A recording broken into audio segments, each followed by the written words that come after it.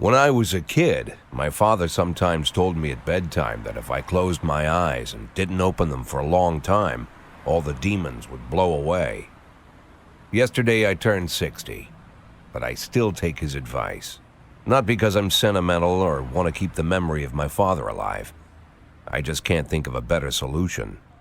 To get away from all the demons that haunt Freeburg, I'd need to wear a blindfold 24/7. Plus, it's a good idea to act blind when talking to reporters. At least that's what my colleagues say. They're afraid of press conferences. But for me, it's more like a confessional. No matter what lies you tell, you're privately thinking the honest answers. It helps me remember who I am. The fact that I'll be reading all about it in the papers tomorrow is a small price to pay. Call it penance for the preacher.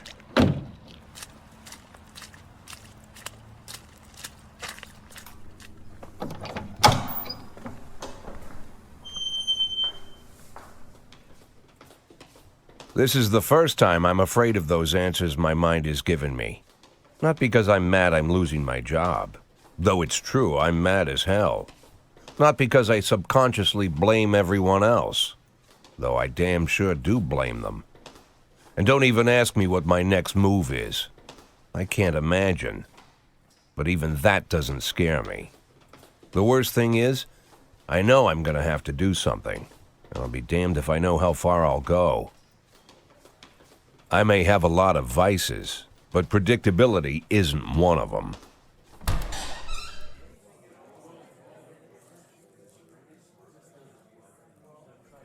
I learned a long time ago how to drive away the swarming demons. But what do you do when they're trying to rip your soul from your skin? Shutting my eyes tight as I can. The best solution remains the same: play blind. I just hope the reporters think I was blinded by the camera flash.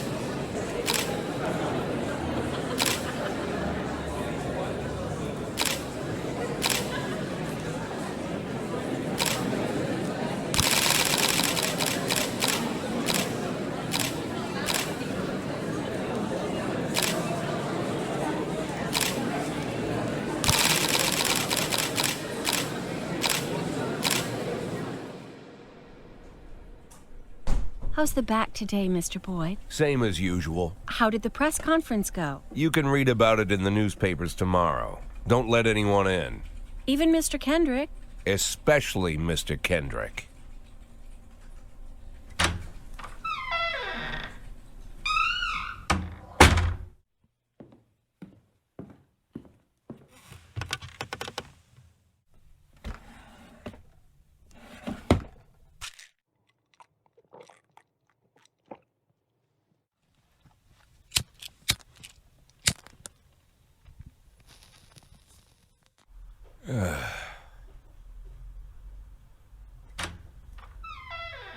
As soon as I heard the door creak, I knew what face I'd see.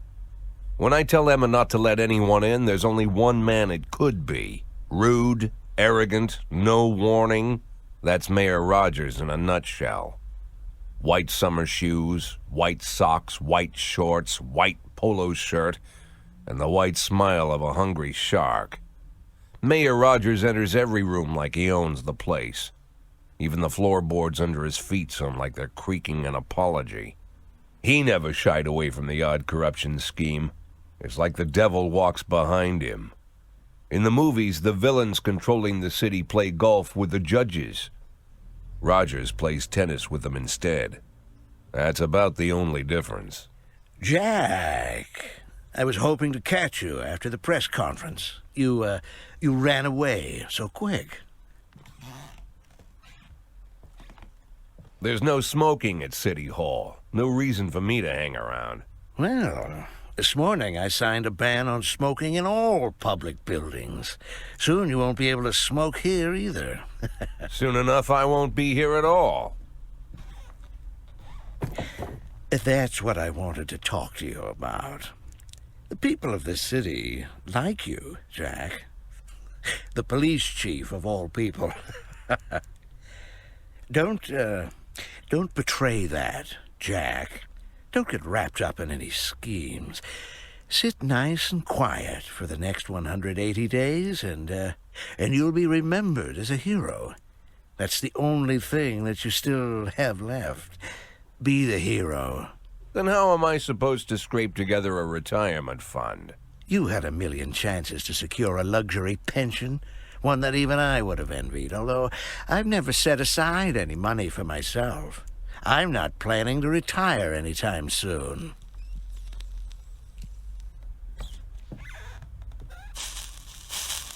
"180 days of quiet, Jack. That's all I need. I don't have any problems with you, and you won't have any problems with me. I have a new assistant, Troy Starr. If you have something to tell me, call him. But try not to bother him. He's a busy man." I'll do my best. "And quit smoking at the office. One of my friends will be using it soon."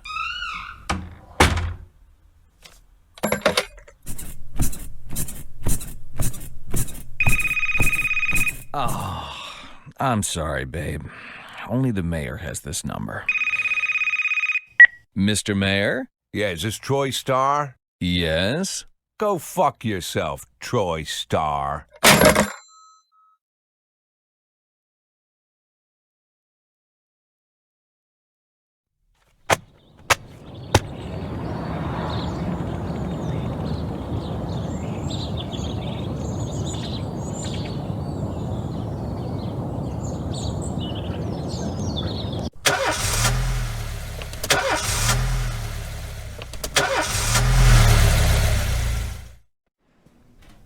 Cops don't use the police station cafeteria anymore. There's some kind of stigma against sitting shoulder to shoulder with your partners. Everybody just takes snacks from the machines or grabs a meal and hammers it down in the corner like a vulture on a corpse. The main thing? Don't look into anyone's eyes. Could be construed as an invitation to sit together. The only people eating here are ghosts.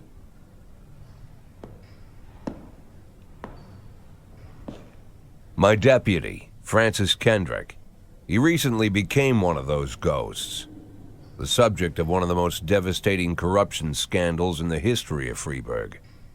No evidence to support the accusations, but everyone knows Kendrick's days are numbered. I need that file I asked for. Needs to be ready tonight. Francis didn't say anything, but I understood. Ghosts aren't supposed to talk. Besides, I got a feeling he was already finished.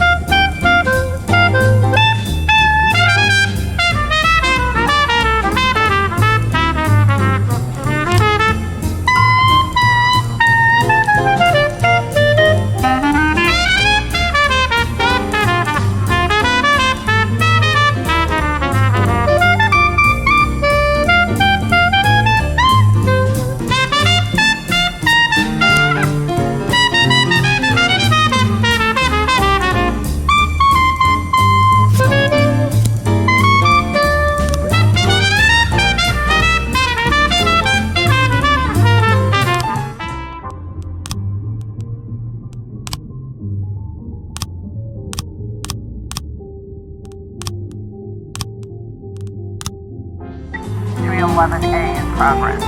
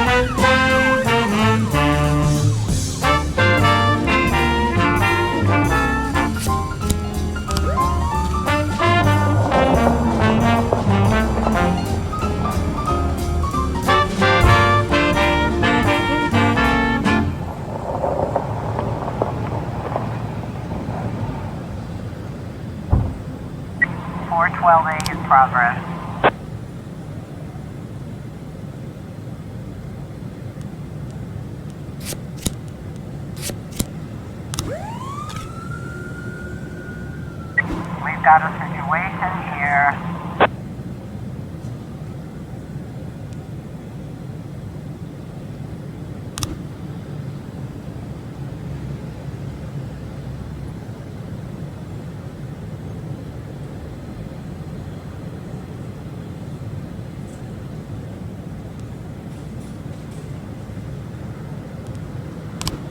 Nine testing complete.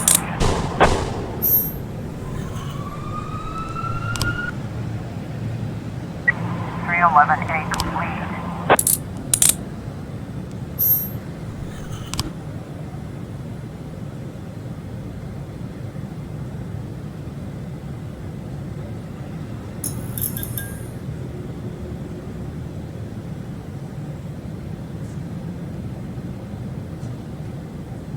Four 12A.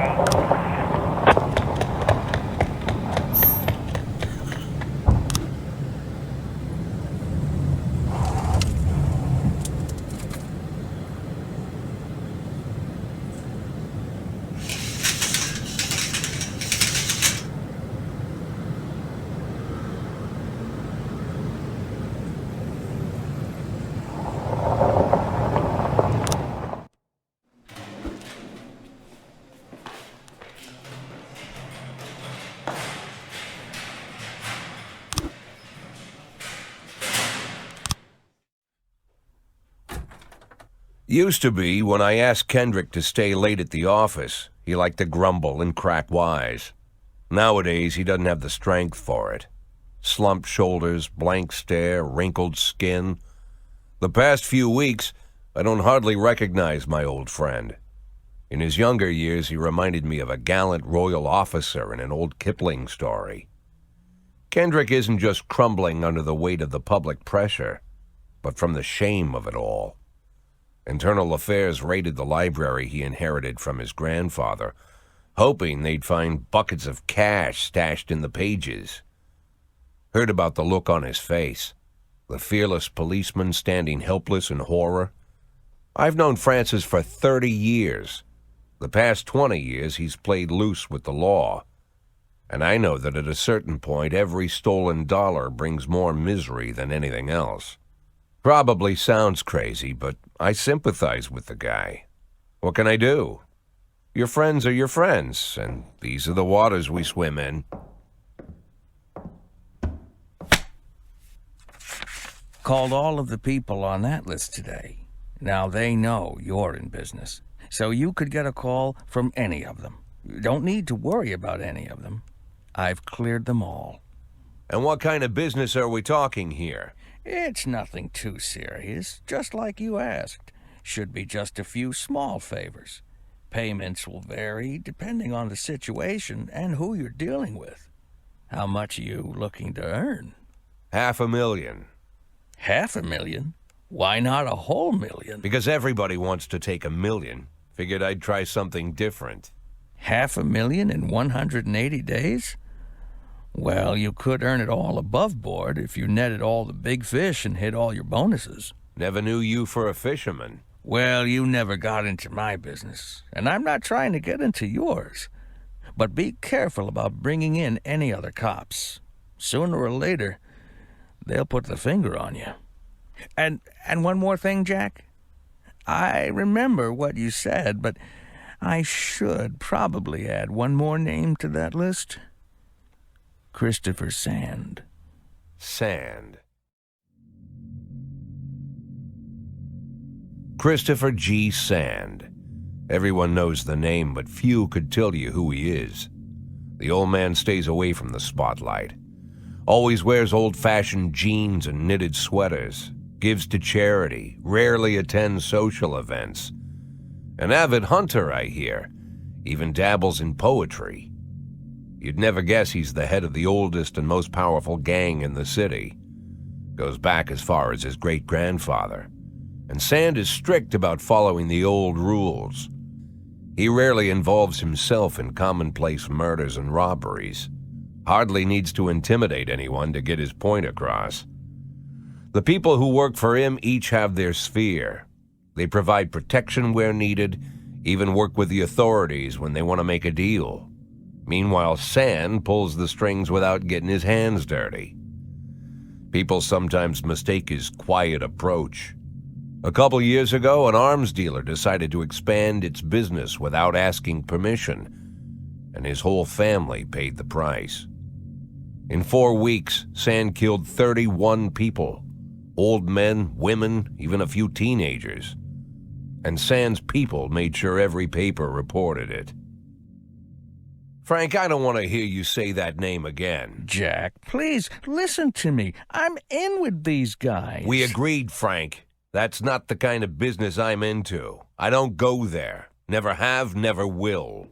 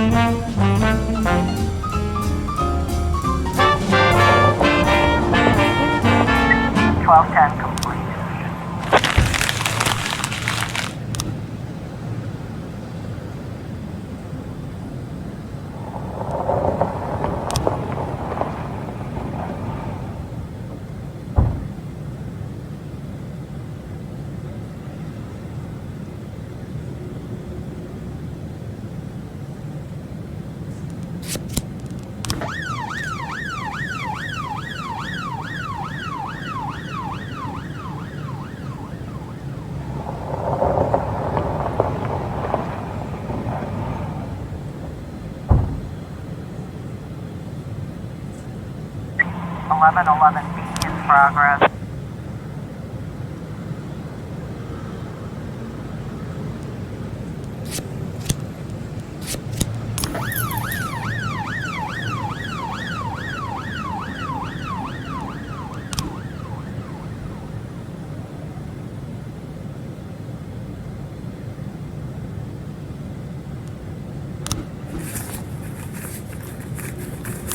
Or 11 in progress.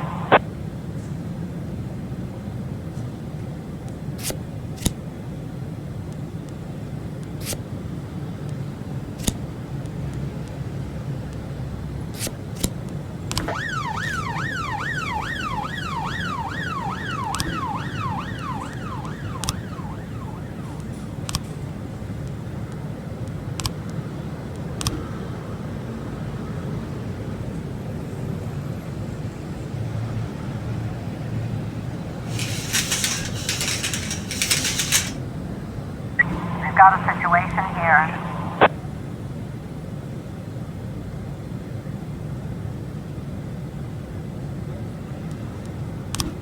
1111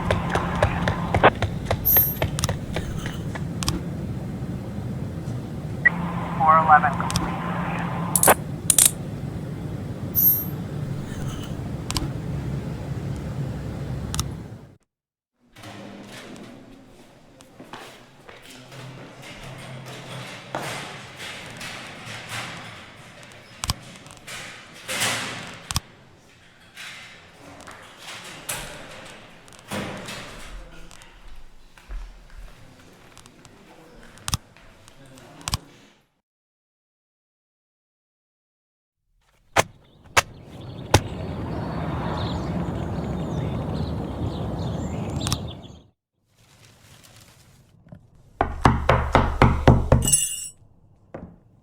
Whenever I'm alone at home and there's a knock at the door, I always hope it'll be my wife, Laura.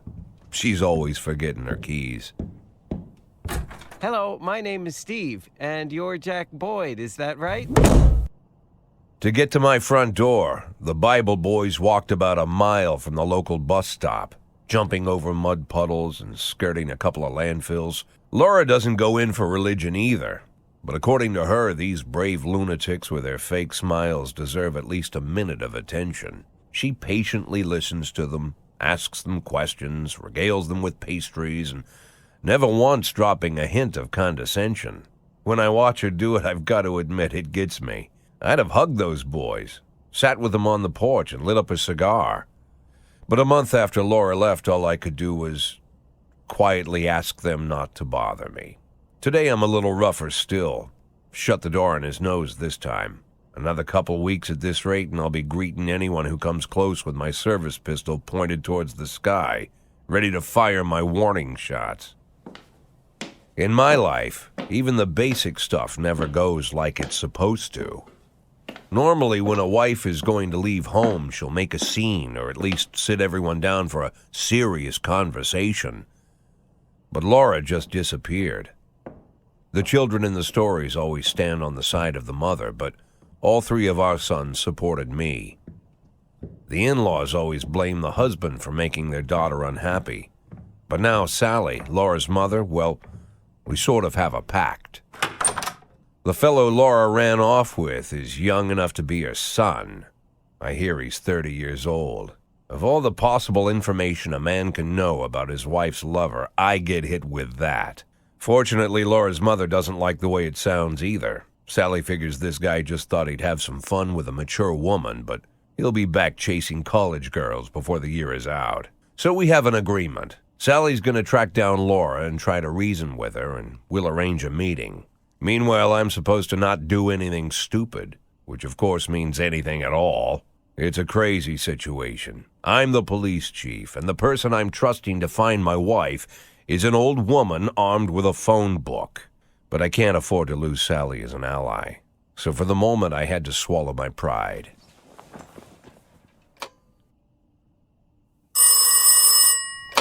Hello.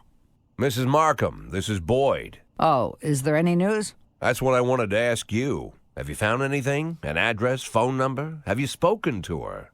Don't worry, Jack. I've narrowed the range to 2 suspects, or whatever you like to say at your police building.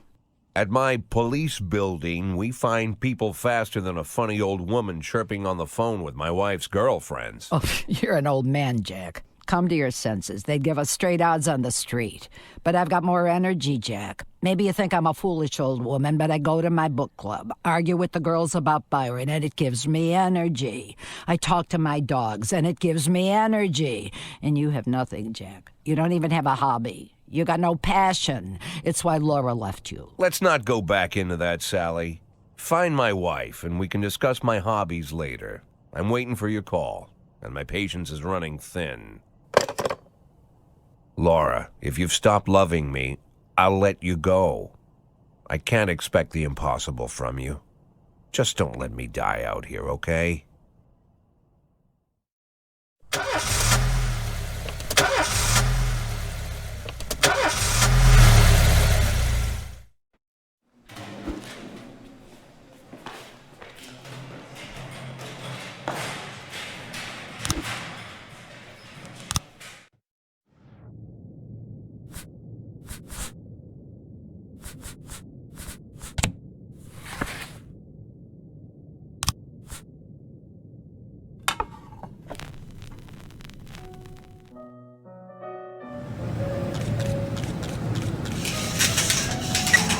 212 in progress.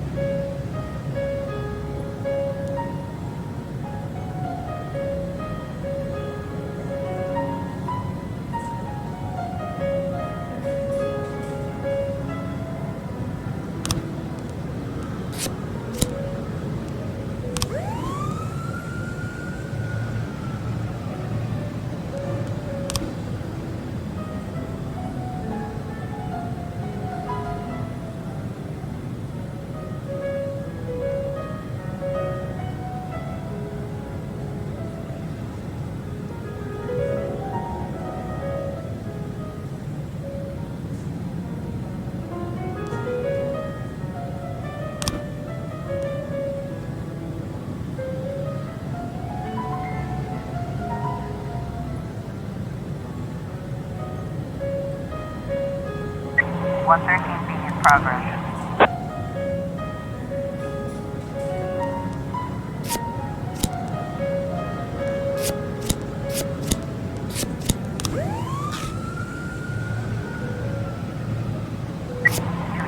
Complete.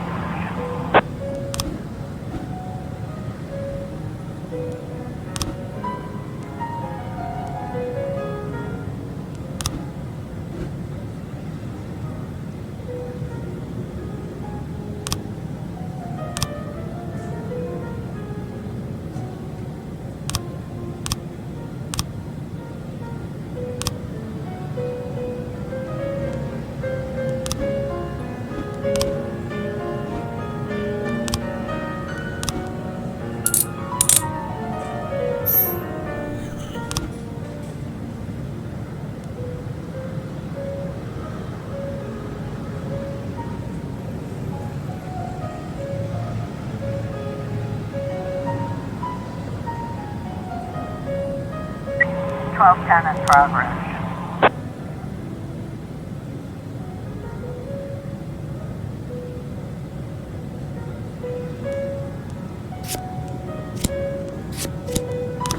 Officer on scene. Looks like we have a situation here. 130 feet completion.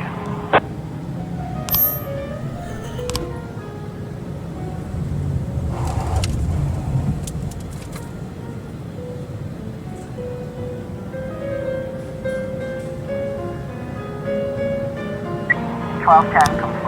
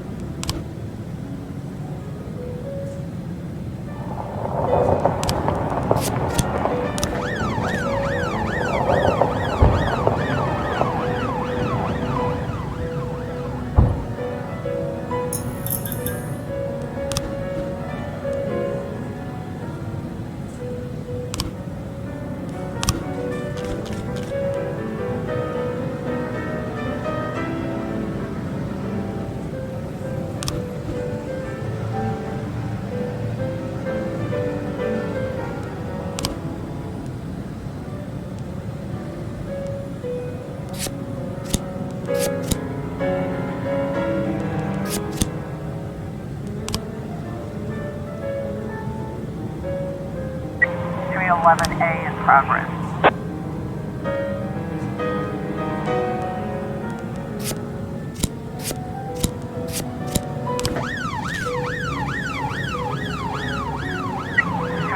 A in progress.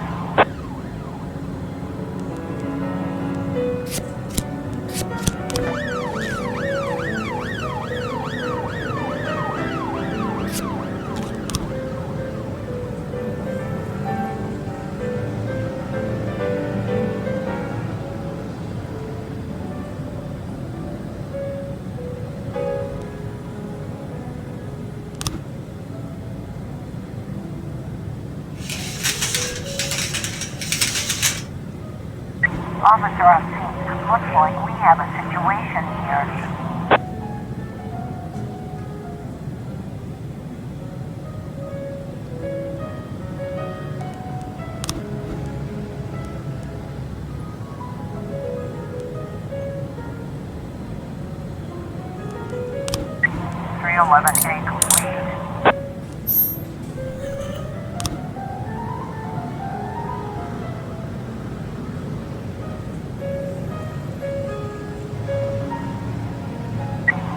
A complete. A complete.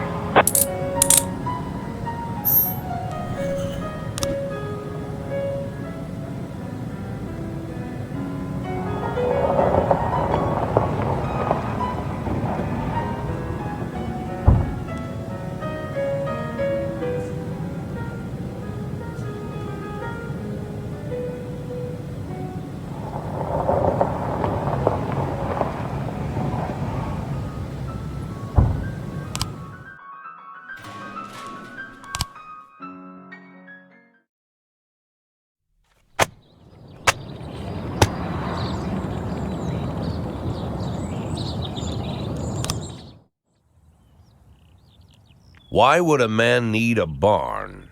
To store all the stuff you can't bring home. About 30 years ago, back when I was young and interested in farming, I carried all kinds of junk home. After a day in the field, I'd come home with buckets, shovels, dirty boots and clothes, and instantly transform the living room. But even back then, there's something I always kept in the barn.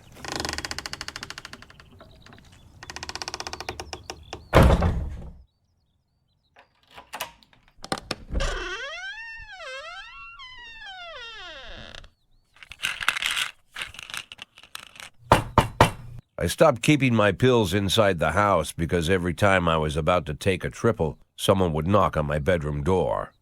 Now they're knocking on my barn door. Well, fine. It's not every day that someone comes to visit your barn. In all the years we worked together, Kendrick never came to visit the house. We drank at bars, went fishing, went to the mountains, even chased off some poachers one time. But he never came for dinner with the family. We never watched football over here. And now he's brought his friends to visit my barn. I always try to look unsurprised, like it's an everyday thing to get visitors at the old barn, especially guests with their own personal bodyguards. But Kendrick is sharp enough to see he's caught me with my pants on backwards. Sorry for the surprise, Jack. We saw you from the car. Figured we'd find you in here. I'm going in for a minute, fellas. These guys will wait outside.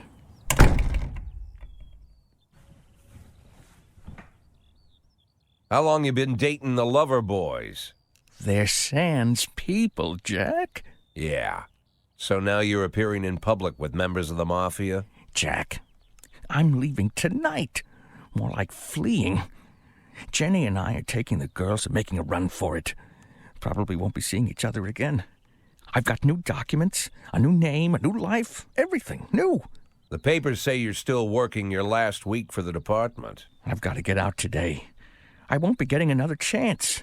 Don't know if you noticed, but the whole city is against me.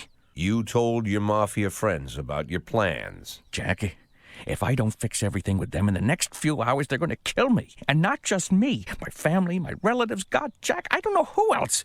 They found out that I was planning to run and they demanded that we close our contract today. Your contract, Frank? Really? Is that how you talk now?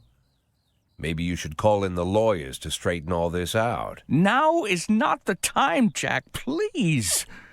I have a commitment to them until the end of the year. They need an inside line at police headquarters. I can't just give them back the money. That's not how the Mafia works. If I can't find someone I can trust tonight, I'm dead.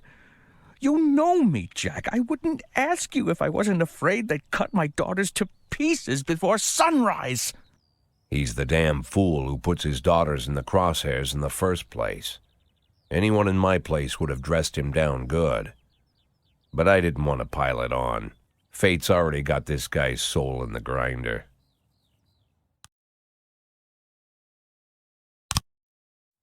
Give him my phone number and tell him it's done. Don't call me. Don't come to work today. I don't want to see or hear from you again. Time for you to go.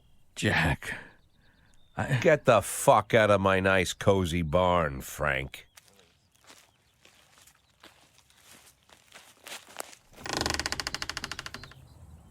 At the time, I was trying not to think about what just happened.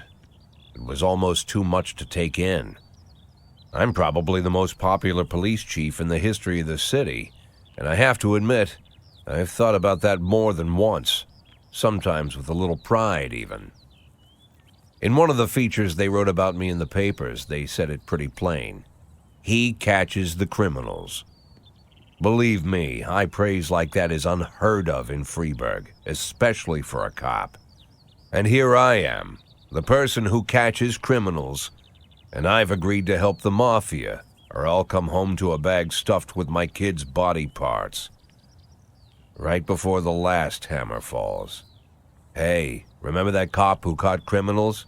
It turns out he was a mafia bitch. And all for the sake of a greedy, corrupt cop who should have fled the country years ago. That sound right to you?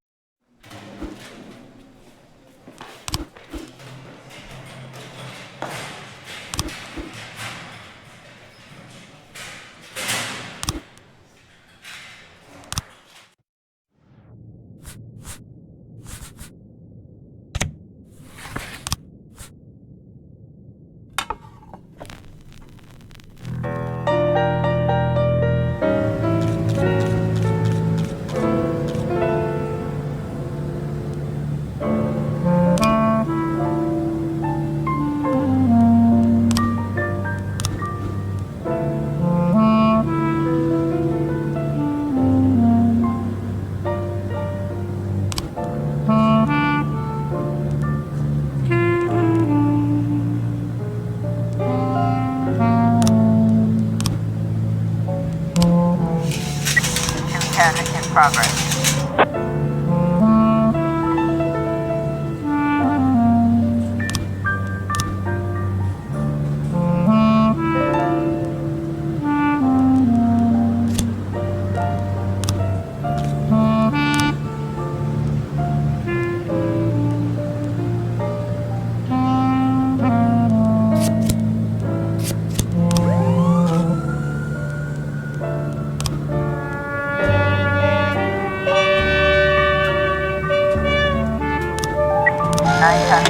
Progress.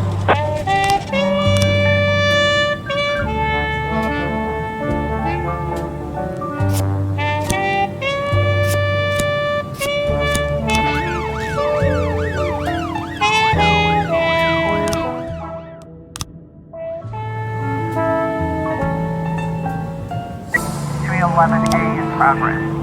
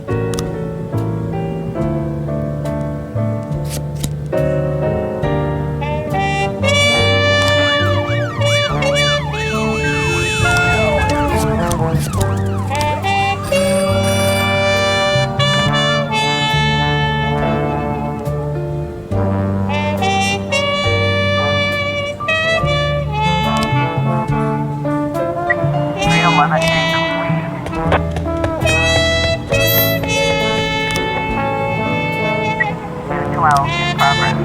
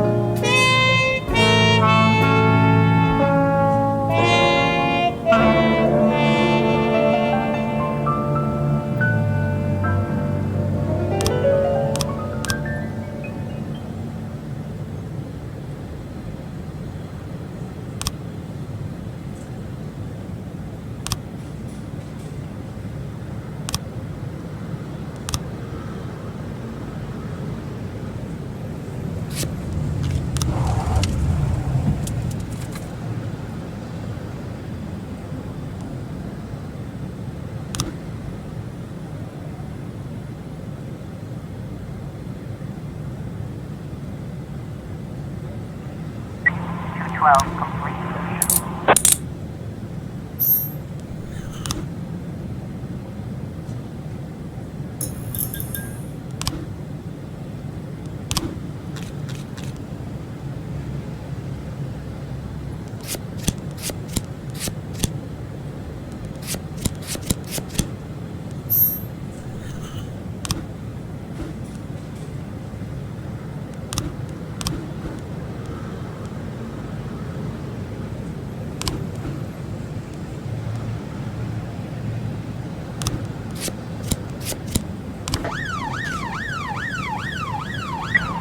In progress.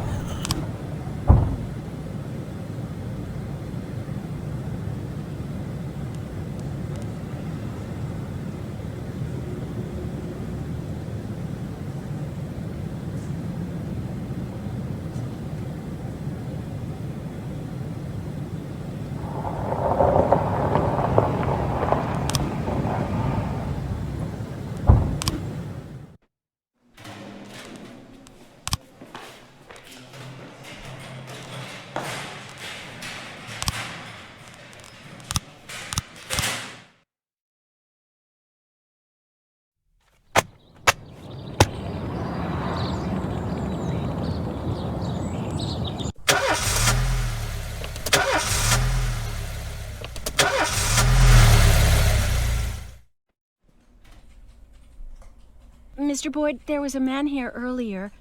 He left you this. A man? What man? Who let him on this floor? I don't know. I've never seen him before. I asked him his name, but he just ignored me. He was talking on a big telephone, you know, one of those portables. He gave me this envelope and left. Damn. Okay, let's see about this.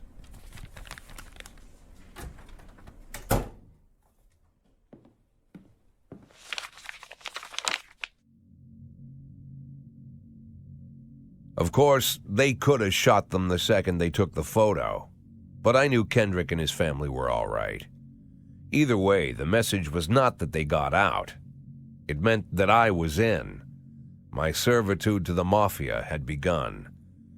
I'd only been in my new position 5 seconds, and I already knew why Kendrick called it a contract. You sound doomed if you call it what it is. A curse. Boyd. Good morning, Jack. I believe you just received my message. Who am I speaking with? Oh, I'm sorry. I forget some people don't recognize my voice. But I assure you, Jack, if I was sitting right there in front of you, you'd have no trouble recognizing me. Like I was a member of your family. Even better than a wife, perhaps. A wife can betray you. No man is immune. I don't talk to people who don't tell me their names. Oh, Jack, don't be so childish. You're too old to run away from strangers. Yes, we both are. And in our old age, friendship becomes rare and all the more precious. But of course, we must work with new people and find out new names. So if you insist, Jack, let us formally meet. Hello, Jack Boyd. I'm Christopher Sand. Wonderful, Mr. Sand. And what is it you do for a living? Oh, you'll soon find out all about that. Well, you'll learn much more than a simple policeman could ever expect. You're a simple policeman no longer, Jack. Don't turn off your phone. You start today.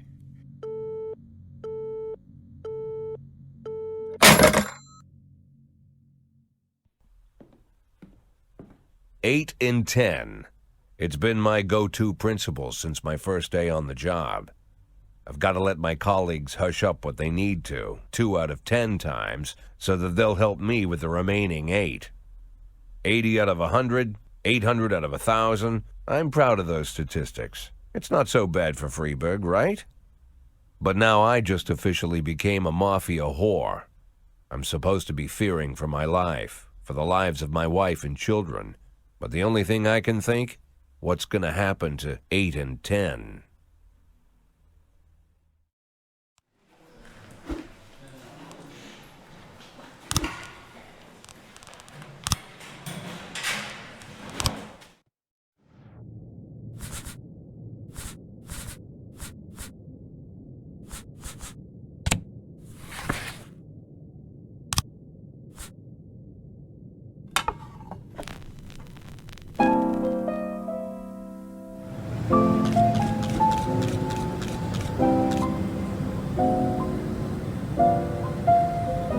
Don't you leave me here. Don't you leave me here. If you must go, sweet mama, please leave a dime for beer. Rooster crow and a hen ran around. She said, if you want my fricassee, you'll have to run me down.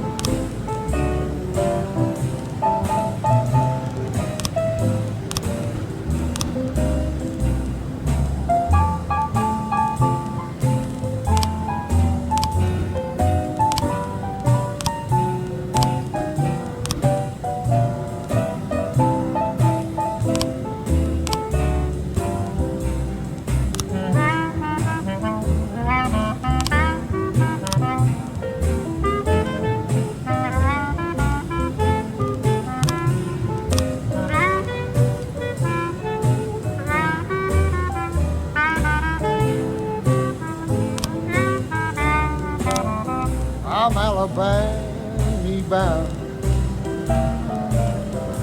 Alabama bound. I followed you round from town to town. I'm Alabama bound. Don't you leave me here.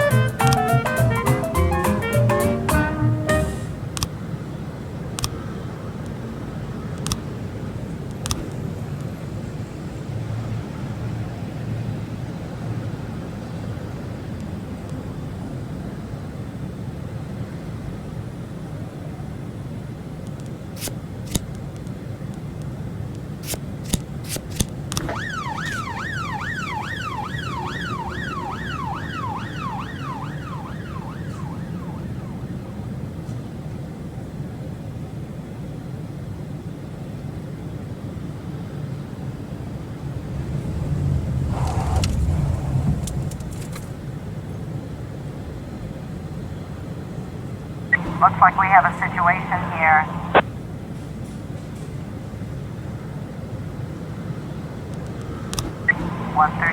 Complete.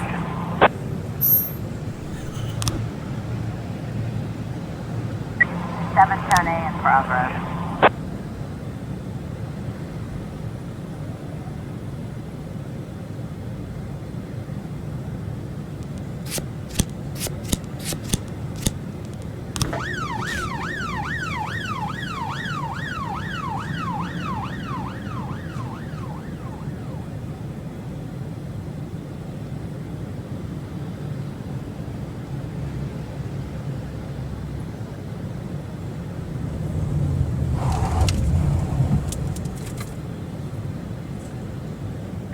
Nine 11 in progress.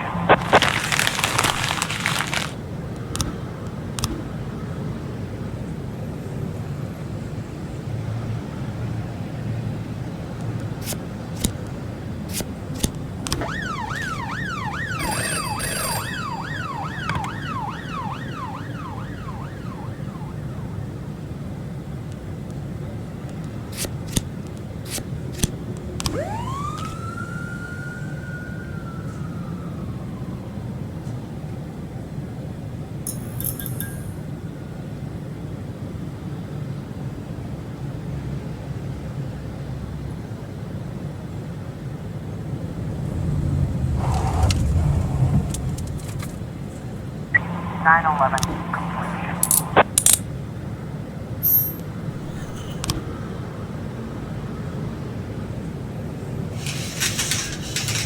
Point 12 in progress.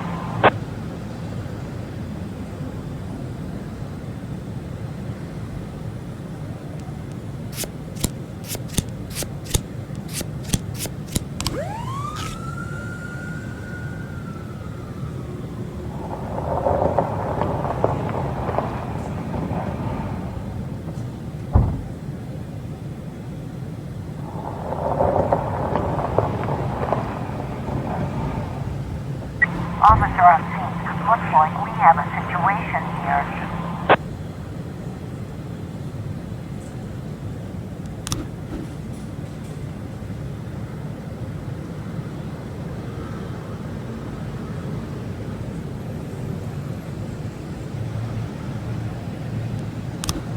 Four 12.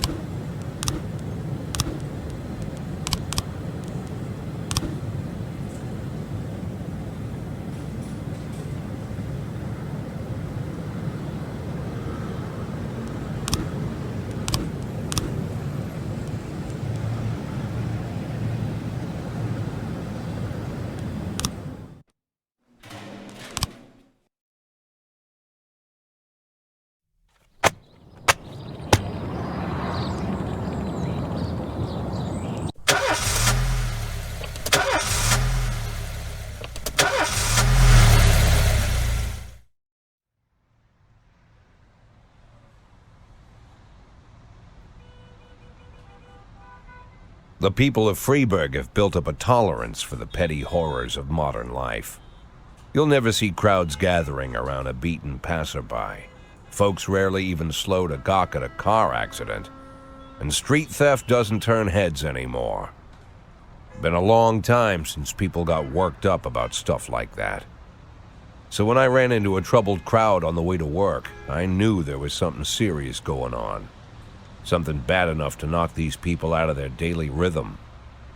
And we're talking about people who would step over a corpse if it was blocking the door to the coffee shop. But apparently all it takes is a bunch of leaflets, or spreading broken glass across Main Street, or releasing a couple of hundred rats in the ice arena. The mysterious figure taking responsibility for these strange acts goes by the alias Robespierre.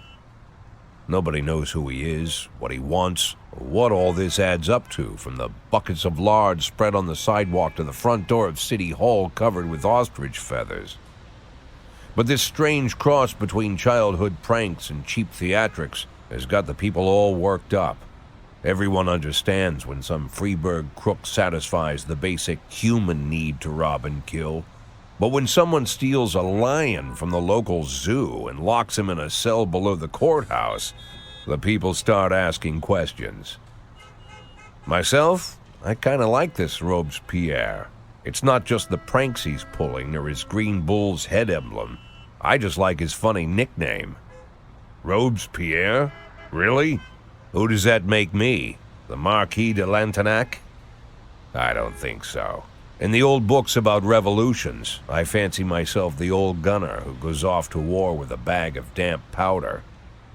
Or maybe the innkeeper who tops up the beer kegs with mop water.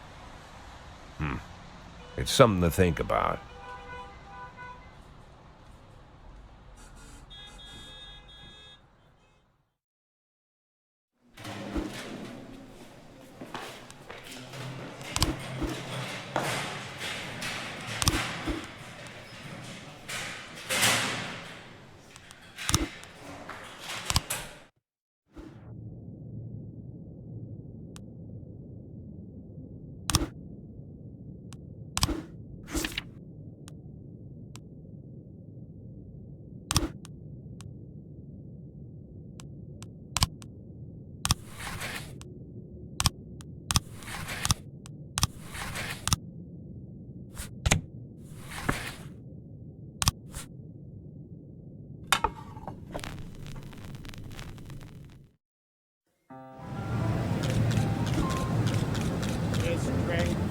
Don't carry no gun.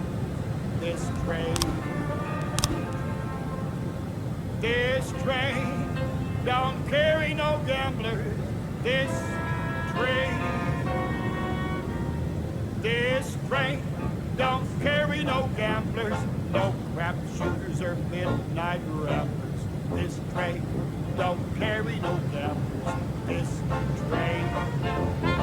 While I was on that train at 5:02, heading for Mobile, I had a couple of dicks in my pocket just to make the price of a meal.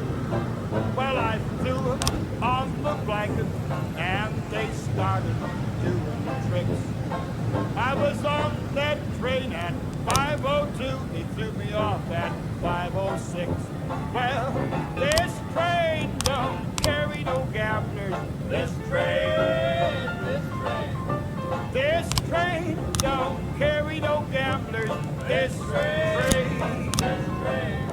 This train don't carry no gamblers, no crap shooters or midnight ramblers. This train don't carry no gamblers. This train. 9/11 in progress.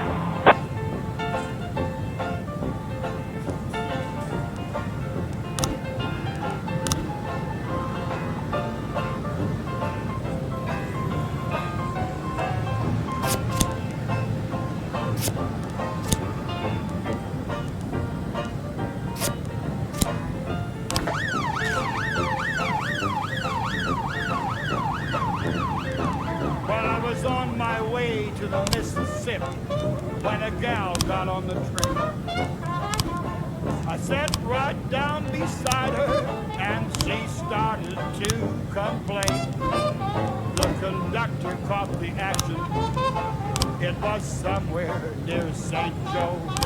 I was on my way from Mass to Miss, but they threw me off in Bow. Well, this train don't carry no gamblers. This train don't carry no gamblers. This train don't carry no gamblers. No 410A in progress. This train don't carry no gamblers. This train. Officer on scene. Looks like we have a situation here. 911.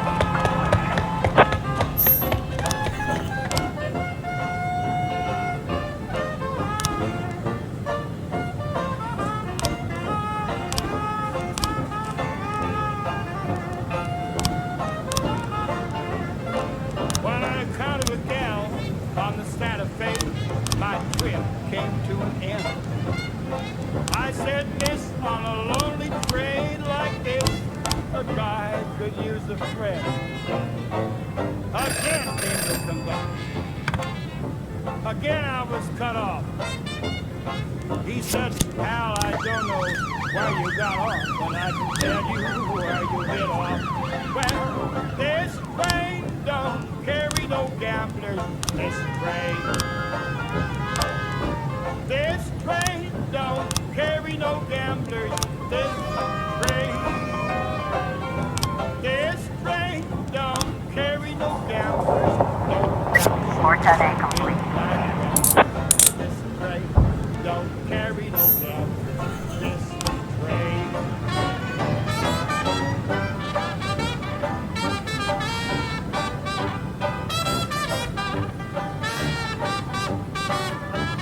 .412A in progress.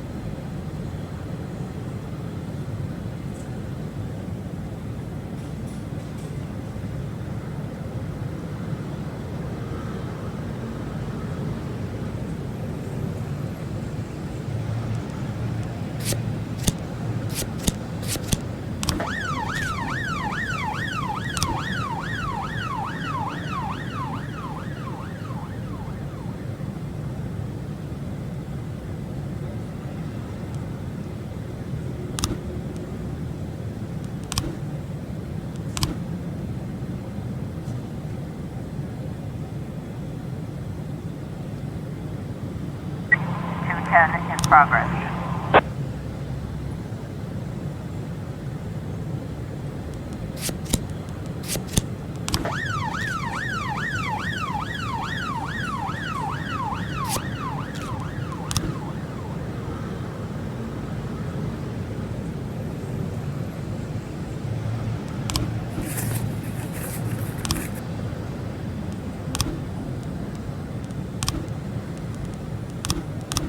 .412A complete.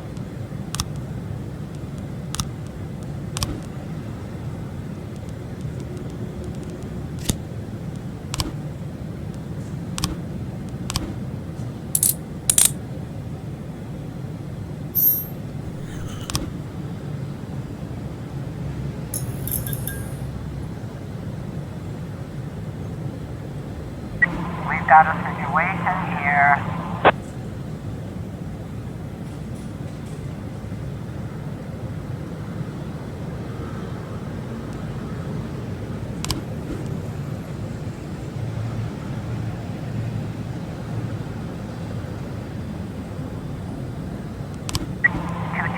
Complete.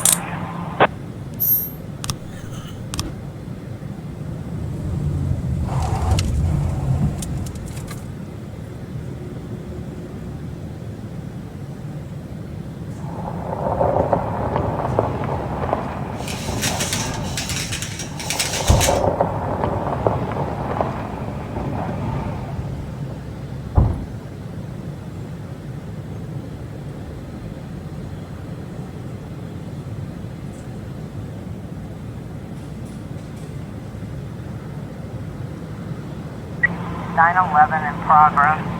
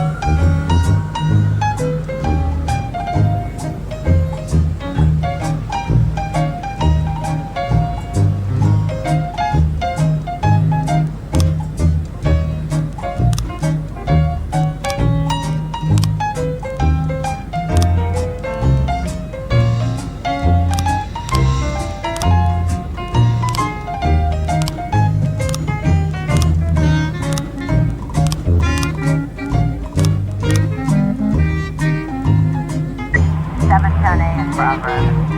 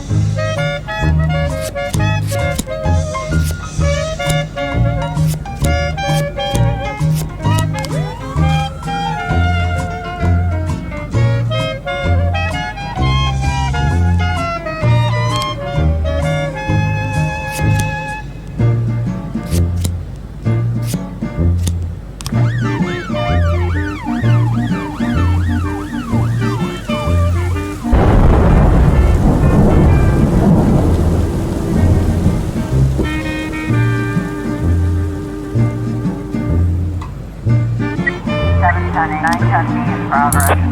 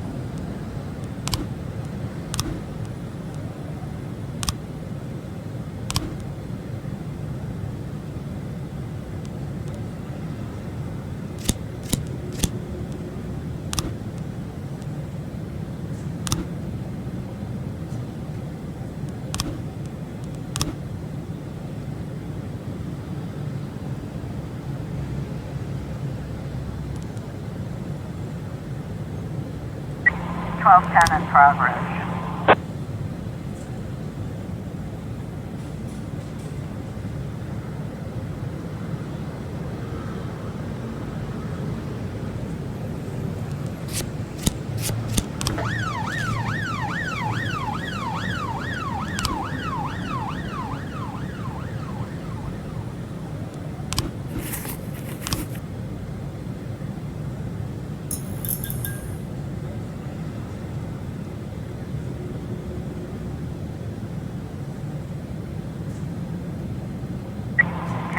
In progress.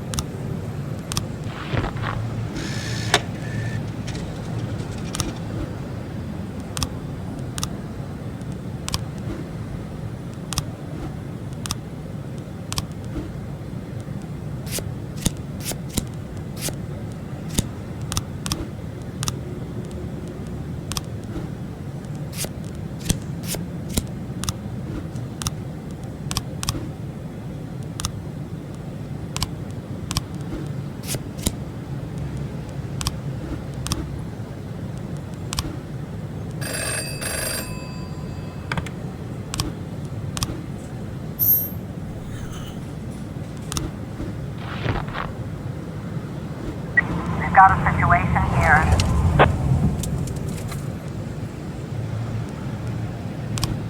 (1210) complete.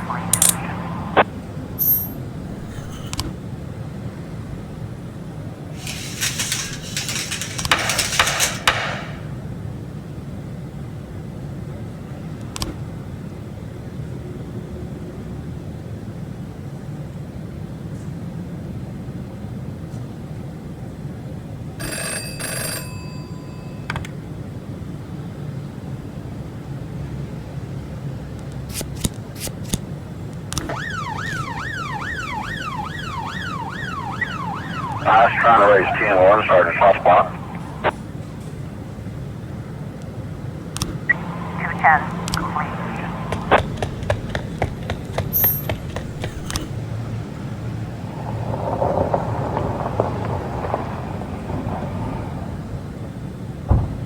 (611) in progress.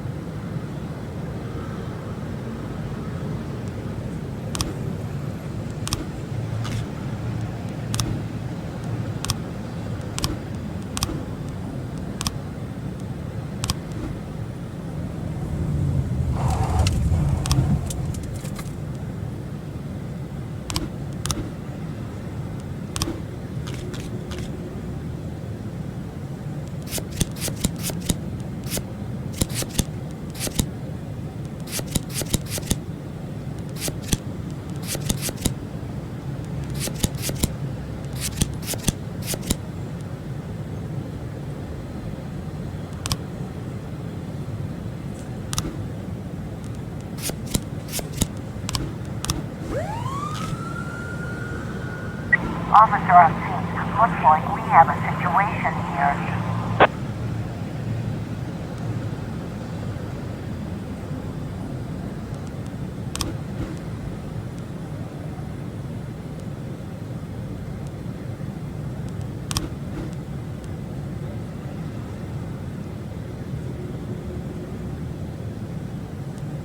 (611) complete.